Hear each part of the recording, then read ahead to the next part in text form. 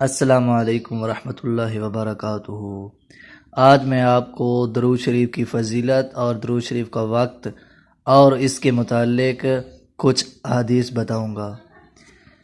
قرآن کریم کا ارشاد ہے، ان اللہ و ملائکتہ یصلون علی النبی یا ایھا الذین آمنوا صلوا علیہ وسلموا تسلیما۔ بے شک اللہ اور اس کے فرشتے درود بھیجتے ہیں اس غیب بتانے والے نبی صلی اللہ علیہ وآلہ وسلم پر۔ اے ایمان والو، تم بھی ان پر درود اور خوب سلام بھیجو۔ اللہم صلی علی سیدنا و مولانا محمد وعلی آلہ وصحبہ وبارک وسلم۔ اب میں آپ کو درود شریف کے وقت کے بارے میں بتاؤں گا۔ یہاں ایک خاص بات ذہن نشین رکھیں، اللہ عز و جل کا حکم مطلق ہے، کسی زمان، کسی مکان، کسی وقت اور کسی حالت کا اس میں استثناء نہیں کہ فلاں وقت، فلاں جگہ، فلاں حالت میں نہ پڑھو۔ ہر وہ محل، ہر وہ موقع اور ہر وہ حال کہ شرعاً ذکر و اذکار کی ممانعت وارد نہ ہو، جب بھی درود شریف پڑھا جائے گا اسی حکم الہی کی تعمیل میں شمار ہوگا۔ اب میں آپ کو درود شریف کی فضیلت چند احادیث کی روشنی میں بتاؤں گا۔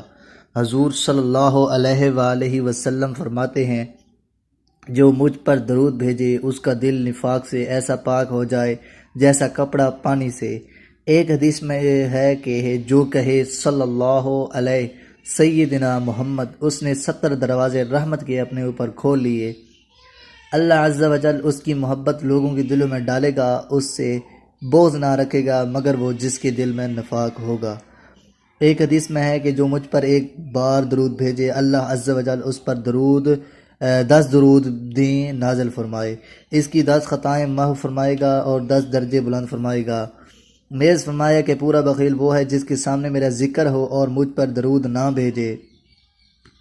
فرمایا قیامت کے دن مجھ سے سب میں زیادہ قریب وہ ہوگا جس نے سب سے زیادہ مجھ پر درود بھیجا۔ حضور اکرم صلی اللہ علیہ وسلم نے ارشاد فرمایا کہ اللہ کے کچھ فارغ فرشتے ہیں جو زمین میں سیر کرتے رہتے ہیں اور میری امت کا سلام مجھ تک پہنچاتے رہتے ہیں۔ ابی بن کعب رضی اللہ تعالیٰ عنہ کہتے ہیں کہ میں نے عرض کی، یا رسول اللہ صلی اللہ علیہ وآلہ وسلم، میں باکثرت دعا مانگتا ہوں کہ اس میں سے حضور صلی اللہ علیہ وآلہ وسلم پر درود کے لیے کتنا وقت مقرر کروں؟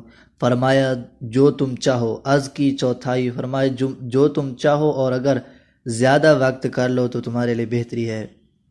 میں نے عرض کی نصف؟ فرمایا جو تم چاہو اور زیادہ کر لو تمہارے لیے بہتری ہے۔ میں نے عرض کی تو کل درود ہی کے لیے مقرر کر لوں؟ فرمایا ایسا ہے تو اللہ تمہارے کاموں کی کفایت کرے گا اور تمہارے گناہ بخش دے گا۔ الغرض فرائض و واجبات کی ادائیگی، نفل نمازوں اور تلاوت قرآن عظیم کے بعد درود شریف کی قرأت ثواب عظیم کی باعث اور رحمت رب کریم کی موجب ہے، اور مولا کریم ہمیں اپنی پناہ میں رکھے اور ہر فتنہ فتین اور ہر گمراہی و گمراہ سے، آمین یا رب العالمین۔ اگر میں آپ سب کو ایک نصیحت ہے کہ اپنے وقت کو ضائع کرنے سے بچیں اور اپنے وقت کی قدر کریں۔ دعاؤں میں یاد رکھیے گا۔ شکریہ۔